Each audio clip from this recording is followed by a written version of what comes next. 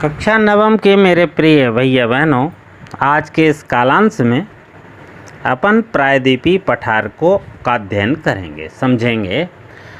इसके पूर्व की कालांश में अपन ने पर्वतीय प्रदेश के बारे में अध्ययन किया। जो हिमालय पर्वत के प्रांत प्रदेश हैं अपने, वह हिमालय पर्वत की आकृति, हिमालय पर्वत की नदियाँ आदि के बारे में अध्ययन किया।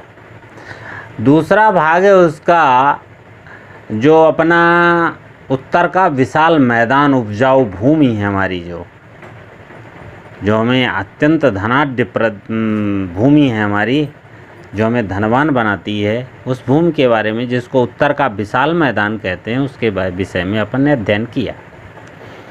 आज अपन प्रायद्वीपीय पठार, अब इसको प्रायद्वीपीय कहा क्यों जाता है, यह बात समझ में आनी चाहिए।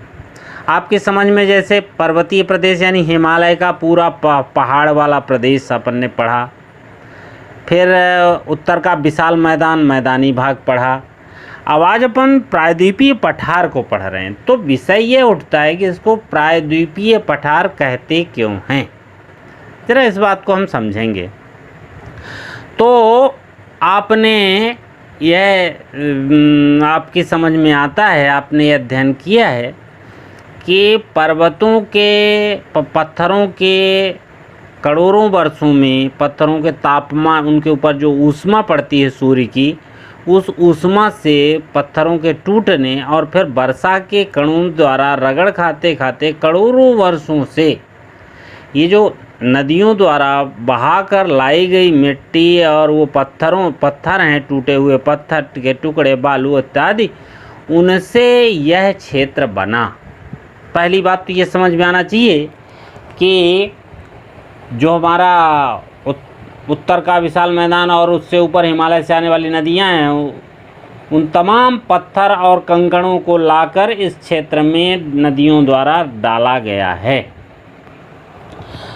तो ये थोड़ा ये ऊंचा उठा हुआ, यद्यपि ऐसा कहें कि ये पर्वतीय, इसको प्रायद्वीपीय पठार जब कहते हैं तो पठार का अभिप्राय बिल्कुल ये नहीं समझना कि ये कोई पहाड़ जैसी आकृति है, ऐसा नहीं है। यह मैदानी भाग भी है और यहाँ पहाड़ पर्वत भी हैं। नदियों द्वारा बहाकर लाई गई जो पत्थर, कंकड़ और मिट्टी है, उससे ये उठा हुआ, ज़मीन तल से उठा हुआ भाग है, इसको इसलिए पठार कहते हैं। अब प्रायद्वीप इसको क्यों कहते हैं, इसको जरा अपन समझेंगे।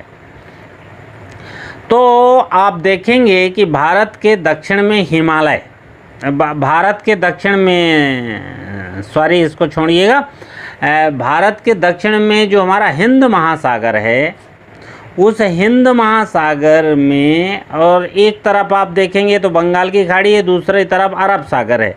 ऐसे त्रिभुजाकार, जो त्रिभुज के आकार की जो आकृति है, तो इसका अभिप्राय ये है कि जैसे समुद्र से निकला हुआ भाग है, जो समुद्र के अंदर से जमीन स्थल जब निकलता है और वहाँ रहने लायक आकृति हो जाती है, उसको द्वीप कहते हैं अपन। जैसे अंडमान निकोबार द्वीप है, ये सब पढ़ेंगे, द्वीप कहते हैं उनको। इसी तरह यह समुद्र के अंदर से उठा हुआ भाग जो है, जहाँ पर यह पठारी भाग है, इसलिए इसको प्रायद्वीप कहते हैं। तीन ओर से समुद्र से घिरा हुआ है। इसको आप अच्छे से देखिए, नीचे इसके दक्षिण में हिंद महासागर और एक तरफ इसके बंगाल की खाड़ी, दूसरी तरफ इसके अरब सागर, माने दोनों ही वो भी सागर ही हैं। तो ये सागर के अंदर का भाग, निकला हुआ भाग है सागर के अंदर से, इसको हम ये कहते हैं कि ये प्रायद्वीपीय पठार है। अब आपकी समझ में इतनी बात आ गई कि होगी कि इसको प्रायद्वीप कहा क्यों जाता है। फिर इसके अंदर हम जब आगे आपको देखने को मिलेगा तो आप देखेंगे इसके अंदर मालवा का पठार आप देखेंगे, और इधर छोटा नागपुर का पठार देखेंगे, और ये जो घाट हैं ये भी इसके अंदर मिलेंगे। अभिप्राय ये हुआ कि इस क्षेत्र को जब हम देखते हैं तो हमें ये समझ में आता है कि जैसे कि जो हम पर्वतीय प्रदेश पढ़े थे, उसकी समुद्र तल से ऊंचाई 6000 मीटर है, जबकि इसकी जो हमारा ये पर्वतीय पठार हैं, प्रायद्वीपीय पठार हैं हमारे, इन पठारों की इसकी ऊंचाई 600 मीटर है। समुद्र तल से हम बता रहे हैं आपको, समुद्र तल से उसकी ऊंचाई 600 मीटर है, और जबकि पर्वतीय प्रदेश यानी हिमालय उसकी ऊंचाई 6000 मीटर है। इसको ठीक से समझ में आना चाहिए। और ये बना कैसे है? एक तो वो बहुत हजारों वर्षों से वो पर्वतों द्वारा पत्थरों के टुकड़े, कंकड़, पत्थर, मिट्टी लाकर इसको भरा गया है समुद्र तल में। तो समुद्र तल में आते आते आते ऊंचाई से 6000 मीटर की ऊंचाई से जो पत्थर, कंकड़ और फिर मैदानी भाग की मिट्टी को लेकर जो नदियां यहाँ आईं, उन्होंने समुद्र में ये पत्थर, कंकड़ और मिट्टी भरते भरते भरते ये द्वीप दिखा। जब आगे की कक्षाओं में आप पढ़ेंगे तो इस द्वीप के बारे में विस्तार से आपको समझ में आएगा कि इसकी ये गोंडवाना लैंड के नाम से जाने जाने वाला क्षेत्र है। एक क्षेत्र यह है, एक क्षेत्र वह है। पहले यह समुद्र के अंदर था, आगे पढ़ेंगे, तो इसलिए इसको अपन प्रायद्वीपीय पठार कहते हैं, अर्थात समुद्र के अंदर से निकला हुआ भूभाग है ये, जिसको अब पाट पाट के नदियों ने और आपके लिए भूभाग यह तैयार कर दी। इसकी रचना को भी आप देखें तो त्रिभुजाकार आकृति, अर्थात तीन ओर समुद्र से बिल्कुल घिरा हुआ है। ये समझ में आता है साफ साफ, आप इसको नक्शे को जब देखेंगे तो आप समझ जाएंगे। इसलिए अब आपकी समझ में प्रायद्वीपीय पठार आया होगा। इसका जो अंतिम छोर है तो उसको आप देखेंगे कि इसमें ये त्रिभुजाकार क्षेत्र का आधार उत्तर की ओर दिल्ली और राजमहल की पहाड़ियों से उत्तरी मैदान तक चौड़ा एवं दक्षिण की सीमा पूर्व में पूर्वी घाट तथा पश्चिम में पश्चिमी घाट आप देखेंगे। पूर्व नक्शे में पश्चिमी घाट और पूर्वी घाट को देखेंगे। दक्षिणी छोर में आप देखेंगे तो कन्याकुमारी, यहाँ तक ये फैला हुआ है। क्षेत्रफल की दृष्टि से प्रायद्वीपीय पठारी क्षेत्र देश का सबसे बड़ा भौतिक प्रदेश कहलाएगा। ये जो ये प्रायद्वीपीय पठार है, ये क्षेत्रफल की दृष्टि से बहुत बड़ा क्षेत्र कहलाएगा। 5 जो अपन भागों में बांटकर इसका अध्ययन कर रहे हैं, तो उसमें ये तीसरा वाला, यानी अपन ने पढ़ा पर्वतीय प्रदेश पढ़ा, उत्तर का विशाल मैदान पढ़ा। अब आज जो अपन प्रायद्वीपीय पठार पढ़ रहे हैं, इस प्रायद्वीपीय क्षेत्रफल की दृष्टि से बहुत सबसे बड़ा प्रदेश कहलाएगा। प्रायद्वीपीय पठार के 2 उपभागों अर्थात मध्यवर्ती उच्च भूमि और तथा दक्कन का पठार के पठार में विभाजित किया जा सकता है। अब आप देखें इसको, जो मध्यवर्ती उच्च भूमि है, इसको प्रायद्वीपीय पठार का उत्तरी भाग अनेक पठारों पर्वत श्रेणियों से आच्छादित जो भाग है तथा नीची पहाड़ियों द्वारा निर्मित है। यह भाग कैसा है? कठोर आग्नेय शैलों द्वारा बना है। जो कठोर आग्नेय शैल होती हैं उनसे यह बना है। उत्तरी पश्चिमी भाग में अरावली की पहाड़ियों द्वारा घिरा है, और इसका विस्तार में इसमें कैमूर की पहाड़ियाँ आपने सुना होगा से निर्धारित होती हैं।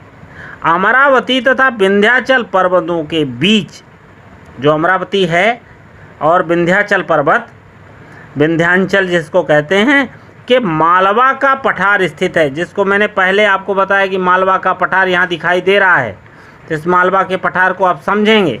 तो ये जो मालवा का पठार जहाँ स्थित है उसको देखेंगे।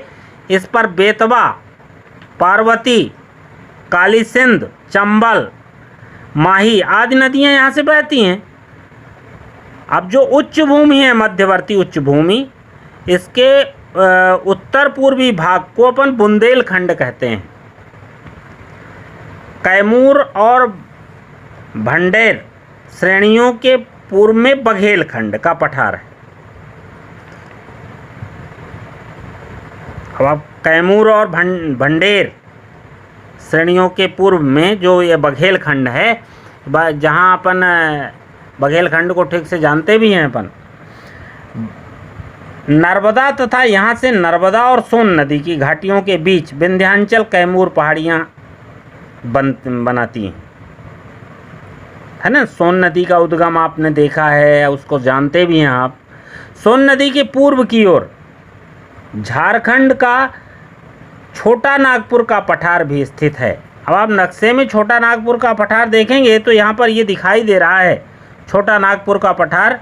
ये जो मलय पहाड़ियाँ हैं महानदी के ऊपर मैकाल श्रेणी जहाँ है बघेलखंड से पूर्व की ओर देखिएगा तो यहाँ पर आपको छोटा नागपुर का पठार दिखाई दे रहा है। ये छोटा नागपुर का जो पठार का क्षेत्र है, इस पठार पर महानदी सोन, स्वर्णरेखा और दामोदर नदियाँ प्रवाहित होती हैं। इसमें खनिज की भी असीम भंडार हैं छोटा नागपुर के पठार में। अब अपन देखते हैं दक्कन का पठार। तो दक्कन का जो पठार है इसको आप समझें तो इसमें यह उत्तर में सतपुड़ा, महादेव तथा मैकाल पहाड़ियों के से दक्षिण की ओर जब आप देखेंगे, जब आप दक्षिण की ओर उसके देखेंगे तब आपको दिखाई देगा दक्कन का पठार। इस पठार में जो ये दक्कन का पठार है, इसमें यह प्रायद्वीप के दक्षिणी सिरे तक विस्तृत है, पूरा नीचे तक।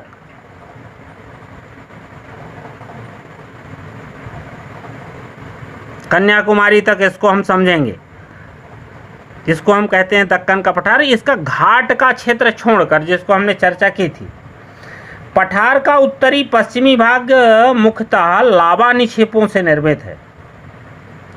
पश्चिम की ओर इसकी सीमा पश्चिमी घाटों तथा द्वारा निर्धारित होती है, जो अरब सागर के तट के सहारे अविच्छिन्न रूप से उत्तर से दक्षिण तक फैले हैं।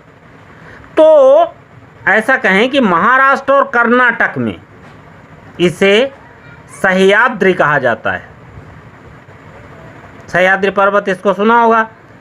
इसमें स्थित दर्रे थाल घाट, भोर घाट, पाल घाट से इस पहाड़ को पार किया जा सकता है।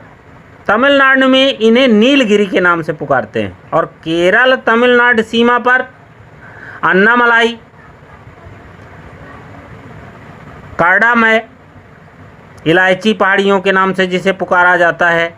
पालघाट दर्रा नीलगिरी और अन्नामलाई पहाड़ को अलग करता है, दोनों को अलग अलग कर देता है। ये नक्शे में देखिए यहाँ पर दिख रहा है।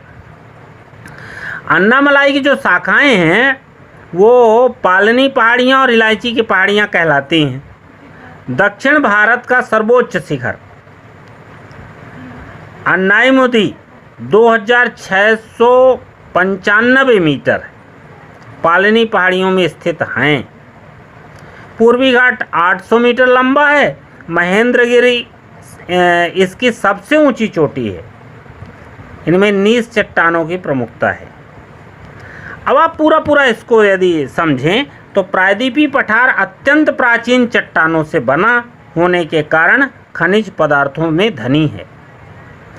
कर्नाटक में सोना, मध्य प्रदेश में हीरा, संगमरमर, चूने के पत्थर और मैंगनीज, आंध्र प्रदेश और पश्चिम बंगाल में कोयला तथा बिहार और उड़ीसा में लोहा पाया जाता है। यहाँ महाराष्ट्र काली मिट्टी के कारण कपास की खेती के लिए प्रसिद्ध है और दक्षिण पश्चिम प्रायद्वीपीय पठार में मसाले, चाय व कॉफ़ी उत्पादन के लिए जाना जाता है। यहाँ जल विद्युत उत्पादन की भी संभावनाएं हैं। इसी प्रायद्वीपीय पठार में उटकमंड, पचमढ़ी, महाबालेश्वर आदि स्वास्थ्यवर्धक स्थान भी हैं। उटकमंड आपने इसी पहाड़ी प्रदेश में आता है। उटकमंड, पचमढ़ी तो सुना होगा, महाबालेश्वर भी सुना है आपने। ये स्थान और ये खनिज संपदा जो है ये इसकी धरोहर है। ये है अपना दक्कन का पठार। आज के लिए मैं समझता हूँ कि आपके समझ में प्रायद्वीपीय पठार भी आया होगा। इस पठार का निर्माण कैसे हुआ ये समझ में आया होगा। इसकी संपदाएं क्या क्या हैं, किस आधार पर यह हमारे लिए उपहार है, वो भी आपके समझ में आया होगा। और भी यदि आपके मन में प्रश्न कोई उठता है तो उसको पूछ सकते हैं कि, और मुझे लगता है कि नक्शा देखने के बाद ये द्वीप आपको समझ में आएगा कि ये समुद्र तल से, कि समुद्र के अंदर से हमें प्राप्त हुआ है। बिल्कुल आधा नक्शा आप जब ऐसा आधा आधा करेंगे तो ऐसा साफ दिखाई देता है कि इतना भाग तो समुद्र से धीरे धीरे धीरे धीरे धीरे ऊपर आया है। तो इसको इसीलिए प्रायद्वीपीय पठार कहते हैं। धन्यवाद। आज के लिए इतना ही। अगली बेला में अपन तटीय प्रदेश पढ़ेंगे।